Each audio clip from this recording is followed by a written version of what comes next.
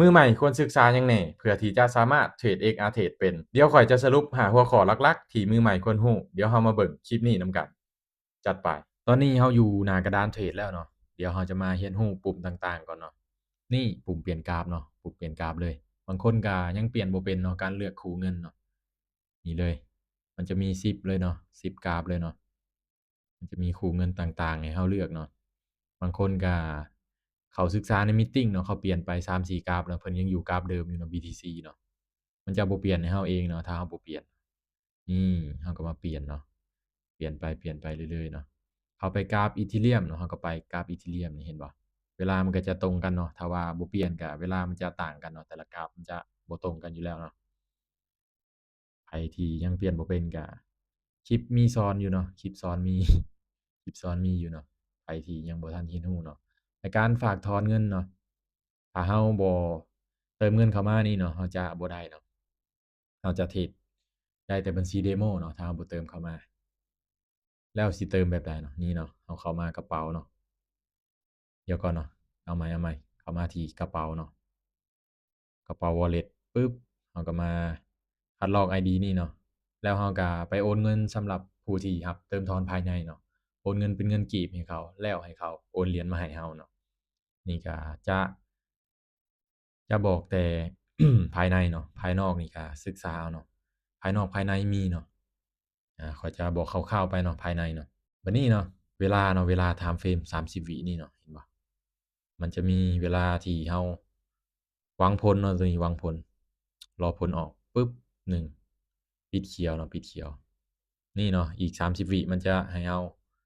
วิเคราะห์เนาะเราวิเคราะห์การออกออร์เดอร์เนาะอีก30วิมันจะรอผลออกเนาะนี่เนาะง่ายๆเลยบัดนี้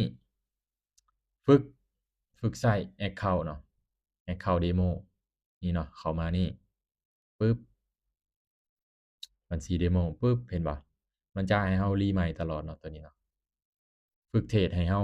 ชำนาญหรือว่าเข้าใจกับตลาดเนาะฝึกเทรดบัญชีตัวนี้ได้เนาะเมื่อเราฝึกเทรดมั่นใจแล้วเนาะเราจึงจะเติมเข้ามาเนาะถ้าว่าเรายังบ่รู้หยังเลยเราพาวเติมบัญชีจริงเข้ามาแน่นอนเนาะเราจะแจกเนาะเราจะแจกแน่นอนเพราะว่าเรายังบ่มีความรู้หยังเนาะแต่ว่าบัญชีนี้เนาะมันจะให้ความรู้เราแน่นอนเพราะว่าเราฝึกเทรดไปโอเคเนาะก็สิประมาณนี้เนาะข้อที่1เนาะ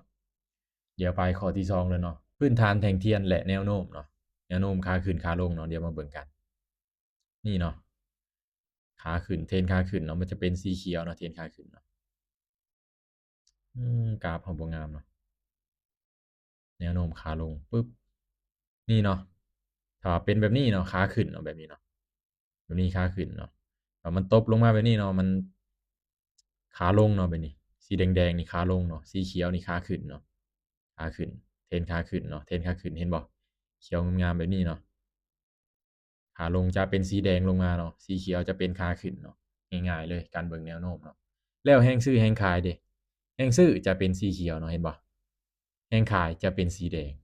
เห็นบ่แฮ่งขายจะหลายกว่าเนาะ67%เดะมันตบไปตบมาอยู่นี่เนาะแฮ่งซื้อแฮ่งขายมันจะดันกันตลอดเนาะเวลาผันผวนแฮ่งเต็กเนาะดีดไปดีดมาเนาะตลาด1วินี่มีเนาะอาการเบิ่งแท่งเทียนพื้นฐานแท่งเทียนแนวโน้มเนาะก็สิประมาณนี้เนาะ มันจะมีไซด์เวย์พร้อมเนาะไซด์เวย์นี่ก็มันจะอยู่กึ่งกลางเนาะไซด์เวย์มันจะสลับเนาะมันจะสลับเนาะ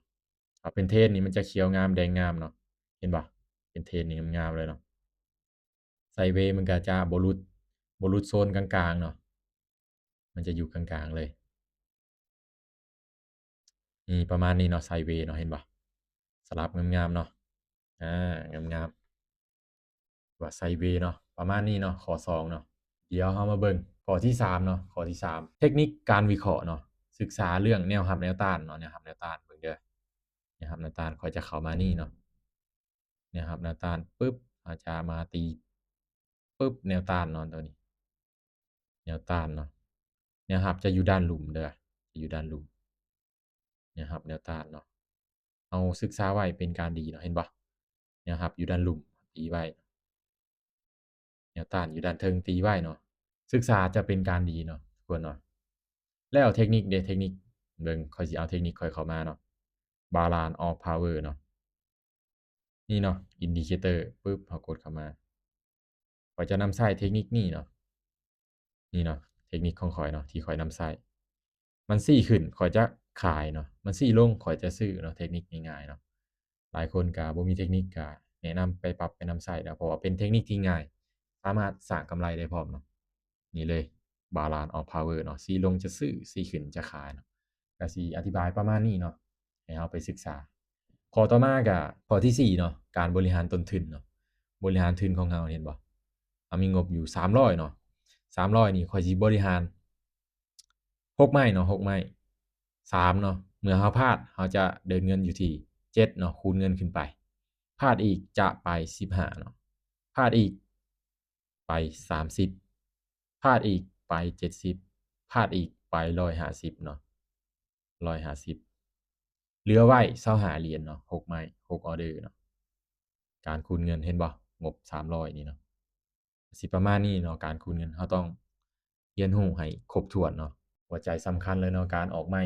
จากเปอร์เซ็นต์ของพอร์ตเนาะเราก็บริหารไปแต่เป้าหมายกำไรข้อยจะเก็บ10%เนาะ30เหรียญเนาะเป้าหมายกำไรของข้อย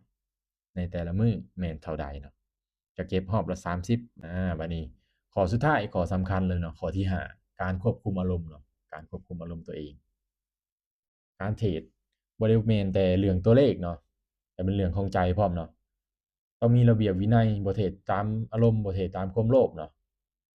เวลาอารมณ์ร้อนนี่อย่าเข้ามาเทรดเนาะสมมุติว่าเราติดลบไปเนาะติดลบไปนี่เราเข้ามาเทรดบ่ได้เนาะเราต้องควบคุมอารมณ์ตัวเองให้ได้เนาะต้องมีวินัยคักแน่เนาะจึงจะสามารถอยู่ในตลาดนี้ได้โดนเนาะก็สิประมาณนี้เนาะการเทรดก็บ่แม่นเรื่องยากเนาะถ้าเรามีความรู้ที่ถูกต้องเนาะถ้าไผอยากศึกษาเจาะลึกก็ยินดีเนาะยินดีให้คำปรึกษาข้อยก็มีกลุ่มให้ศึกษาฟรีเนาะแล้วก็เทคนิคพิเศษก็จะสอนในกลุ่มเนาะสอนในกลุ่ม โอเคเนาะสำหรับคลิปนี้ก็มาบอกว่ามือใหม่ควรศึกษาหยังแหน่เพื่อสิมาเทรด XR Trade ให้เป็นเนาะก็สิประมาณนี้เนาะอยู่ที่ทุกคนสิศึกษาตื่มก็อยู่ที่ตัวเองเลยเนาะเพราะว่าบางคนสอนก็ถ้าเราบ่ตั้งใจก็จะบ่เข้าใจเนาะฉะนั้นควรศึกษาให้ดีก่อนลงทุนเนาะเพราะว่าการลงทุนนี้มีความเสี่ยงสูงเนาะและผลตอบรับมันก็สูงคือกันเนาะ